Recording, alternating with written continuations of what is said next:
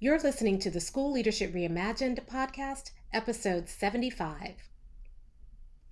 Hey, builders, welcome to another episode of the School Leadership Reimagined podcast. I'm your host, Robyn Jackson, and today we are going to talk about equity. Now, equity is an issue. A lot of people have a lot of feelings about it. And so we're going to dive into this concept today about how builders deal with equity. And I think it's going to give a lot of people a lot of relief because I know that there are a lot of people right now who want to do the right thing, but they are nervous about wading into this equity conversation. They don't want to get it wrong, and they're not quite sure how to do it. And I'll be honest with you, a lot of what we've been taught about equity work, I believe, has been done in the wrong way. I believe that it set us up to make a lot of mistakes. And in many ways, it set us up to make things worse instead of better. So we're going to have a conversation today about how builders handle equity. But before we dive into that, I have a couple of reminders. Now, the first reminder is that our next Builders Lab is coming up January 25 through 27, 2021. And we're going to do another virtual Builders Lab 360-degree experience. We did one this summer and it was our first one, and a lot of people in our organization who have done, 4 or 5 Builders Labs with us now, they all say that this was one of the best Builders Labs we've ever had. We have created an entirely immersive 360-degree experience. And so it's a way for you to participate in Builders Lab from the comfort of your own home. So if you wanted to come to Builders Lab in the past and you haven't been able to travel, now is your chance. You will still have to take off work. So this is not something that you can play in the background. This is a live experience. It's not a 3-day Zoom meeting where you can turn your camera off even. This is something that is so interactive that every single day we look up and we're like, whoa, wait a minute, the time's up already. And we do have a full day. We go every day from 10 o'clock to 6 o'clock Eastern Standard Time. So those of you on the West Coast, that would be 7 o'clock to 3 o'clock. So we do a full day. But when I tell you that this is an interactive and immersive experience, that's exactly what I mean. So we have a whole studio built for Builders Lab 360. And in that studio, when you're watching, I'm actually on stage. I am drawing things on the screen. So it's not just you looking at PowerPoint slides and listening to my voice. We are interacting.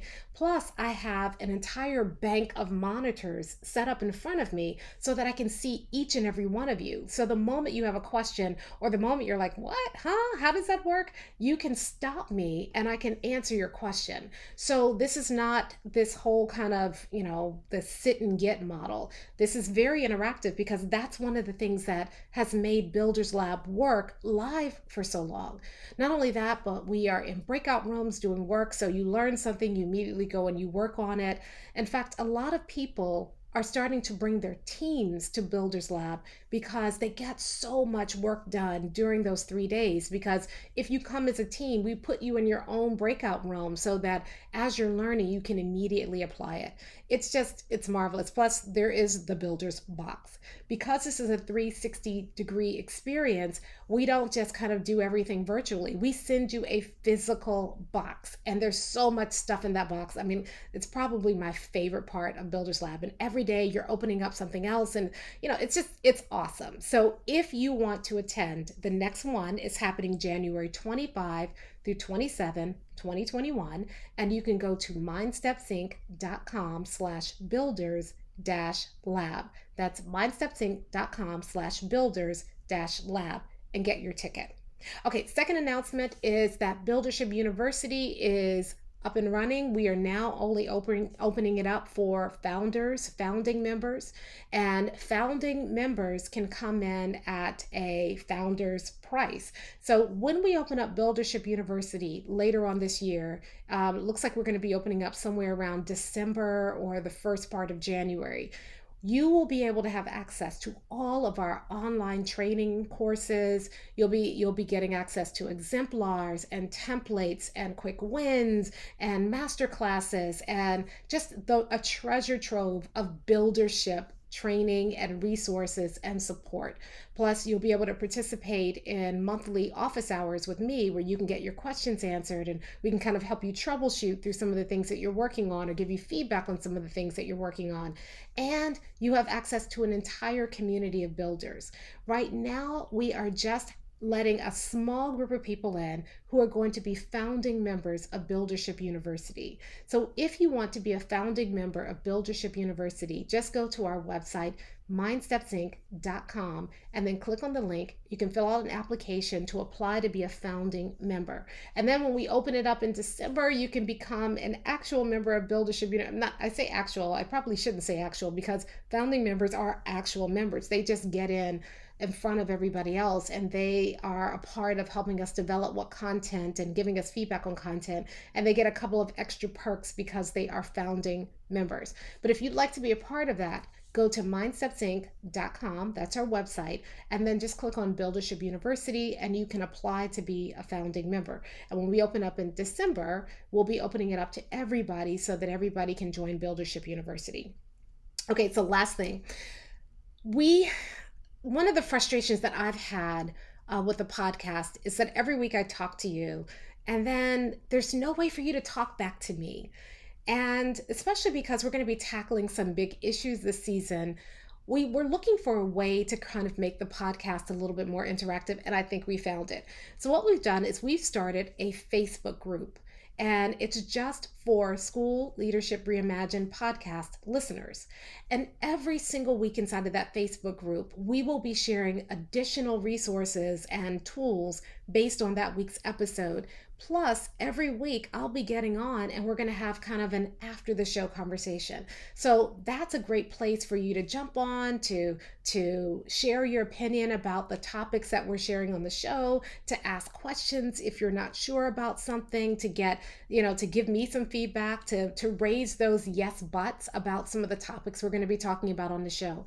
So we have just started this group, and I would love for you to be a member of this group because every single week we can continue the conversation. Plus, if there's an additional resource that I want to share about the show, or if I want to ask you questions about upcoming shows as I'm preparing for it, it's a place for us to interact. I will be inside of that group every single week, interacting with you, talking to you, but more importantly, listening to you as we develop content for the show or as you give me feedback on some of the things that I'm sharing here on the show. So I would love for you to be a part of that. Won't you join me? And I know a lot of people saying, well, I'm not on Facebook because I don't want my kids to find me. Well, you can make a profile that is not findable and then come in and join us in this private group. So we set up the group so that you can find the group, but people can't see who's in the group. So if you have an online stalker, they're not going to find you inside of this group. But I would love for you to join me in this group because I feel like especially now, we need to be having these rich conversations. One of the things that I was really frustrated about, especially at the beginning of the quarantine back in the spring, and I even posted on a couple of social media platforms, where are people having conversations about transformation? I know a lot of people are having conversations about how do we maintain our school? But this is School Leadership Reimagined. So where are people having conversations where we're reimagining what school looks like? And I don't know that I ever found it. So I decided to create that place. But it only works if you join me. I don't want to be in there talking to myself, folks. So please go to Facebook, look for the School Leadership Reimagined Facebook group, and join me. Let's have conversations, especially because today we're going to be talking about equity. And I know that when we talk about equity, everybody has a lot of baggage around equity. I don't know about you, but I remember being in trainings as a teacher and then even as an administrator, these equity trainings, and they always used to bug me. They bugged me for a couple of reasons. One is because a lot of times they were very confrontational. It seemed like the trainer was trying to make every white person in the room admit that they had experienced and benefited from white privilege, that they were a part of systemic racism, and they were forcing people to kind of and confronting people with this, and it felt very uncomfortable for me as a person of color to watch. It doesn't mean that I disagree with the idea of privilege or the idea of systemic racism, but I disagreed with the way that people were confronted with it. And I disagreed with it for a very specific reason. When you confront people, when you back them into a corner and force them to admit something like that, they may do that in the moment. But when they go home and they think about it, they start thinking about, wait a minute, I mean, I'm a good person. And then they start kind of going on about what, because you've just made them feel awful. And then they go back and they start repairing that. And they start saying, well, I'm a good person. I do this. I'm not that. So, no, I don't have it. And you actually make people worse off. You actually make people more cemented in their denial of privilege because you force them to admit it so that your workshop could feel revolutionary, your workshop could feel cathartic to people. So I didn't like the trainings because of that. And then the second reason I didn't like the trainings is because I found that as a woman of color, a lot of times the trainers were relying on me to share my experience and often my pain. And they wanted me to sit and publicly confess my pain for somebody else's catharsis. And there's something that just doesn't feel right about that. So I'm going to go out on a limb and say that one workshop is not going to solve racism. I'm also going to go out on a limb and say that just making people feel uncomfortable isn't going to solve racism or create instantaneous equity. There's more work that needs to be done. And I do know that there are people out there who are doing that work, but I do want to interrogate the methodology that is often being used to do that work, because it feels very confrontational. It feels like the point is to have that cathartic moment inside the workshop without having the follow-up work that really makes the difference. And then the third reason is that I feel like a lot of those workshops depend upon changing people's hearts and minds before they change behavior. And I'll be honest with you, I am so impatient to make sure that our schools are serving all of our students. I don't have time to wait for somebody to have an epiphany before that happens. Maybe I'm wrong. And if I'm wrong, you can tell me inside the Facebook group. I'm happy for somebody to school me on this. But I've been thinking about this for a while, and from what I've seen, and let's just be real, my experience with this is based on my experience. So I'm going to start with there. I know that there are people out there who are doing good equity work, but the majority of the equity work that I've experienced feels like somebody comes into a room, sets off a grenade, everything blows up in the room, and then they walk out and they leave the district to clean up that mess. And I am here today to say that model doesn't work. And builders don't waste their time with that model. Builders are not about blowing people up and confronting people and backing people into corners, and they're not about that.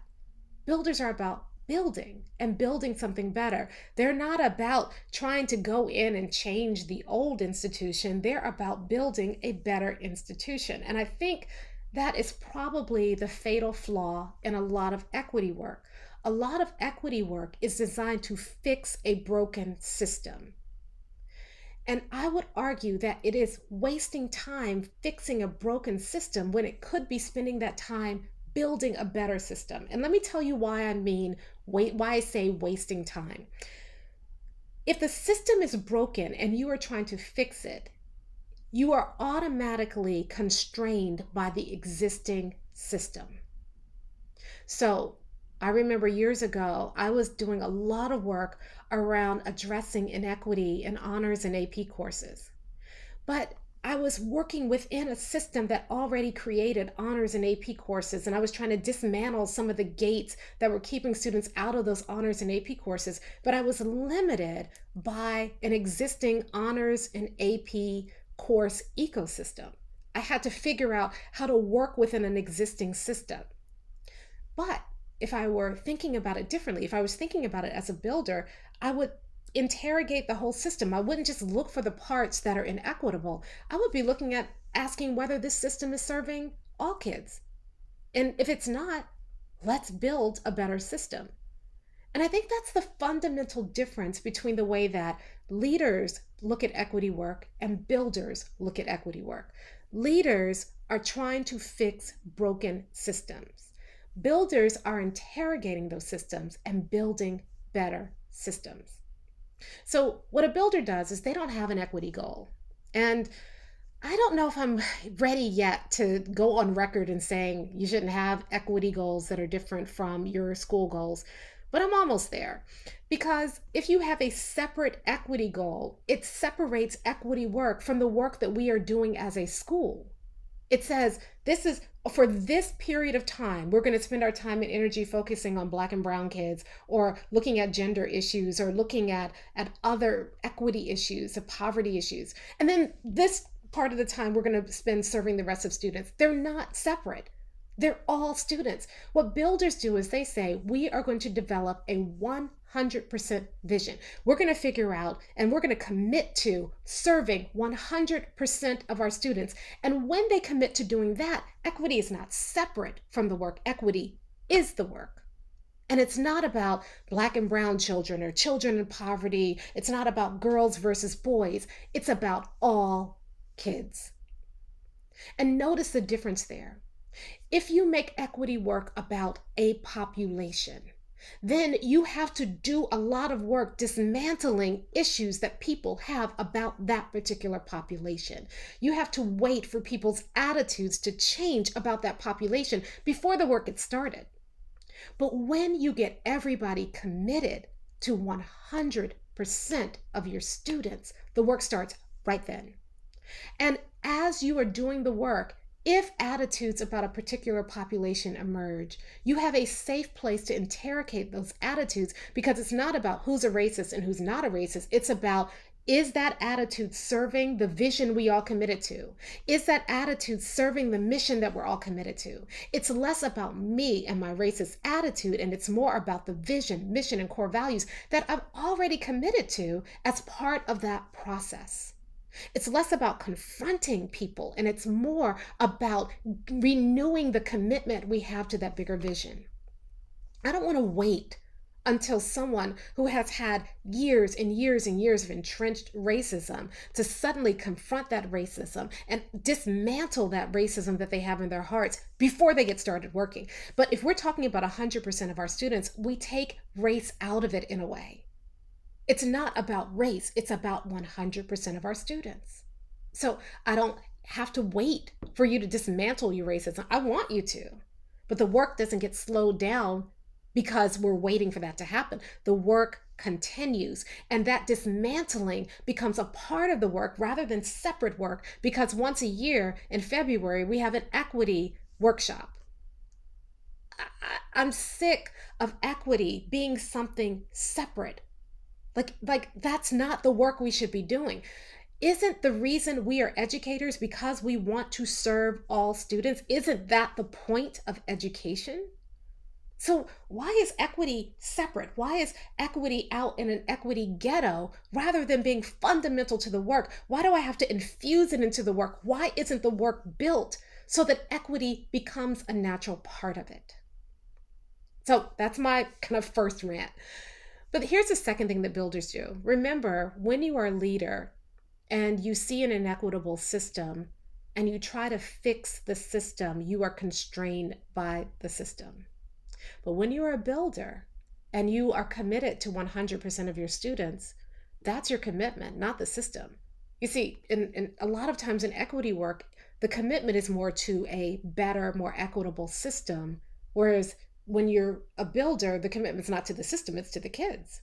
Your vision is about 100% of your students. And so if the system is not serving the students, you build another system. If the system isn't serving your students, you don't try to fix it. You say, that's not going to work. What do we need to build? And that's what I love about that 100% vision, because When you create it, it's not real yet because you are envisioning this for your students. But the next question that 100% vision begs is this. Right now, the system we have is not serving 100% of our students. So the question is, why isn't it? And then what would our school have to look like in order for 100% of our students to thrive in the way that we're talking about thriving? And that's when it gets fun. Because rather than trying to look at the system and look at the broken parts and trying to fix the broken parts, you are off envisioning a brand new system. What would our school have to look like for 100% of our students to thrive? Think about that. That's when your imagination gets unleashed. And I have to tell you, we've been doing this buildership work long enough now that we've had so many success stories where people are achieving their vision. They've been in the work long enough now that it's been a year or two or three, and they're getting to 100%. And that's ultimately true equity. True equity is not that you have a program for African American boys, or you have a STEM program for girls, or you take down the gendered bathrooms. Those are things, those are tools. True equity is when every student, no matter who they are and where they come from, they come into your school and they thrive. Now, I'm going to say something controversial. You can beat me up in the Facebook group about it later. I do not care if you love all kids. I do not care. I do care that you make sure all kids thrive while they're with you. Now, some people say you can't have a distinction because you really can't make all kids thrive unless you love all kids. I don't know that that's true. I have seen teachers who have had years of very entrenched racist attitudes who have managed to help all students thrive in their classroom because instead of dealing and trying to dismantle their racist attitudes, we get them focused on the vision. They commit to the vision.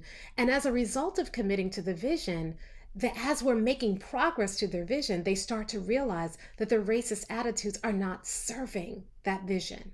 And they dismantle them themselves.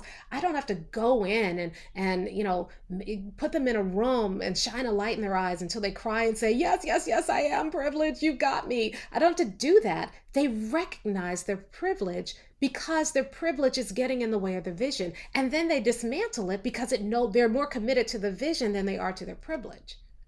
You see, we want to go back and kind of, do heart transplants for people before we can get started. We're spending a lot of time trying to make everybody love every kid, when instead we should be spending time making that vision so compelling that I am willing to dismantle my racist attitude because I believe in the vision more than I believe in holding on to that racist attitude.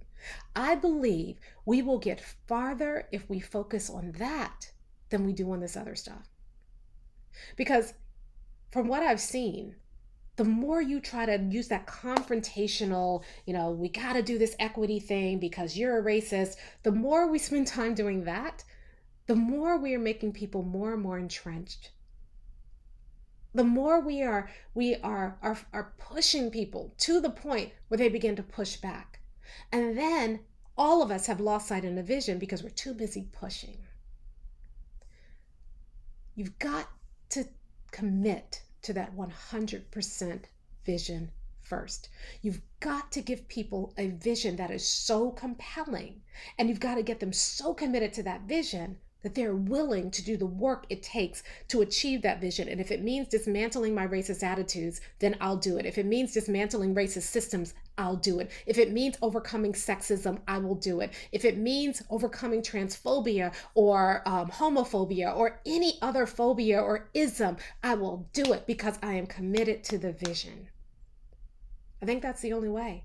It certainly is the builder's way. And so I want to challenge you to really take a look at equity in a different light. It's going to mean unlearning what we've been told for so long about equity and how it works. That's a leadership model. And Listen, I'm not putting down anybody's doing equity work because I believe that people who are doing equity work are sincerely trying to make a difference. I'm just arguing that builders look at equity work differently. It's not separate from the work, it is the work. A 100% vision automatically presumes equity.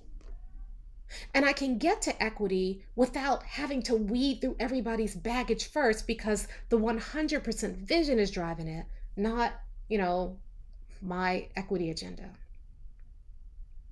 You can't have a 100% vision without equity, but you can have equity without 100% of your students achieving the way that a lot of people define equity these days. Now, I know that's controversial, so you all go ahead and beat me up in the Facebook group about that. But builders look at equity differently. They're not focused on equity, they're focused on 100% because in that and baked in that 100% is equity. And they don't try to fix a broken system. They look at what systems they need to make sure that every child thrives, and they go out and build those systems. That's how you do equity, like a builder. All right, that's it for this week. Please join me in the Facebook group. I'm actually going to jump in the next day or two and, have an after the show conversation where we can, talk a little bit more about this idea of equity and what it looks like and how builders approach equity. And you all can, take me to task on things that I may have said during this episode that, rubbed you the wrong way or bring forth all of your yes buts. I'm happy to be schooled. This is just where my thinking is right now. This is what I'm seeing work. So this is what I'm sharing with you. But, let's continue to talk about it in the Facebook group over the course of this week, as we, continue to have that conversation after the show. So that's it for now. Join me next week where we're going to talk about another provocative, exciting topic. And until then, make sure that you go out and get started building.